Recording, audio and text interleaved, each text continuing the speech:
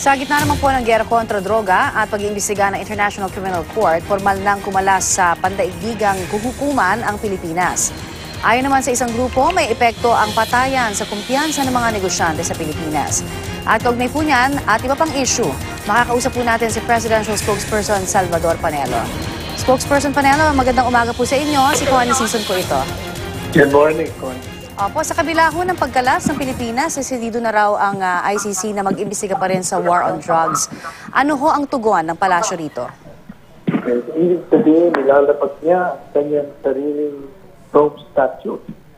Sapagkat kailangan ng Rome Statute, assuming na tayo'y kumalas, sapagkat from the very start, ang aming posisyon dyan ay hindi tayo napasa ilalim ng ICC bulat sa pool. Sapagkat yung Rome Statute ay hindi naman naipatupad sa ating bansa sapagkat ito ay hindi nailathala sa isang pahayagang pambansa o sa official gazette. Ang ating saligang batas ay nire-require ang pagsupubliko ng isang batas bago ito mapatupad. Pangalawa, assuming na tayo ay napasa ilalim. Assuming na nag-withdraw. Sapagkat actually, yung ating pinadala sa kanilang sulat, hindi naman effectively withdrawal yun.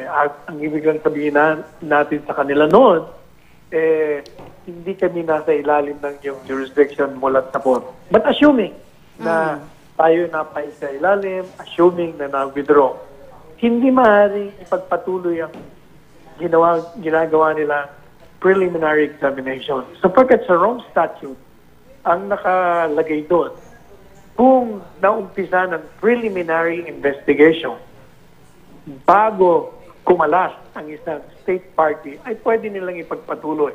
Ang problema ngayon, wala namang preliminary investigation na naumpisahan Preliminary examination pa lamang.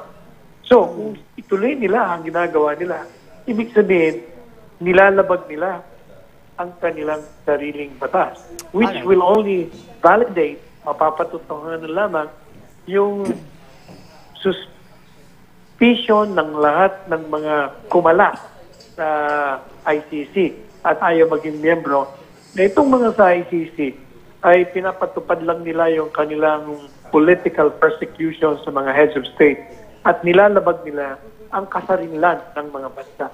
Alright. Sir, sa gitna ho ng issue ng mga patayan, sinabi rin ho ng presidente ng Law Asia na may epekto raw sa kumpiyansa ng investors ang issue ng rule of law, maging nitong extrajudicial killing sa Pilipinas. Ano ho ang masasabi ho ng palasyo sa mga investor naman?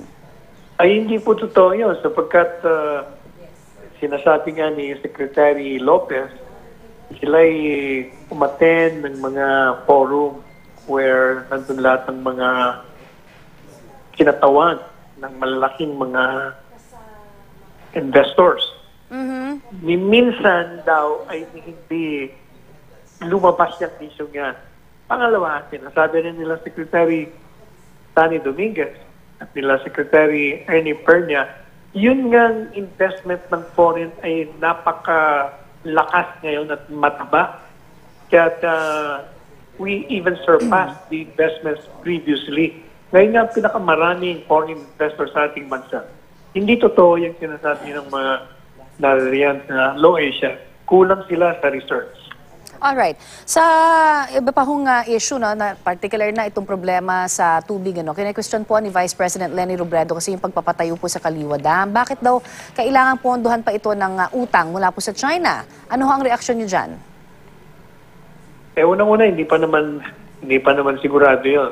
Dahil yung problema yata dun sa teka muna, medyo yata anong tinatanong mo yung sa Kaliwa Dam po, di ba sa Quezon ho, sinasabi nga may mga tumututol dyan mga environmentalists and of course itong sinabi rin ho ni Vice President Robredo, bakit hindi na lang gawin na private partnership na lamang para wala hong ilabas na pondo pa mula sa gobyerno?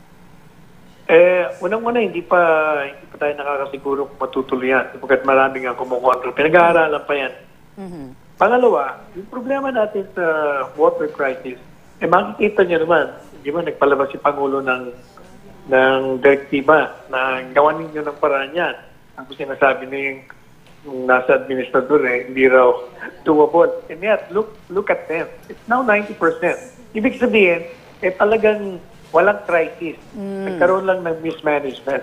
That is why meron ng executive order upang tugunan ang lahat ng mga issues na na-raise dyan at pina-finalize yung executive order upang hindi na tayo magkaroon ng ganung problema. Alright. Thank you very much, sir, for your time. Yan naman po si Presidential Spokesperson, Secretary Salvador Panelo. Salamat po.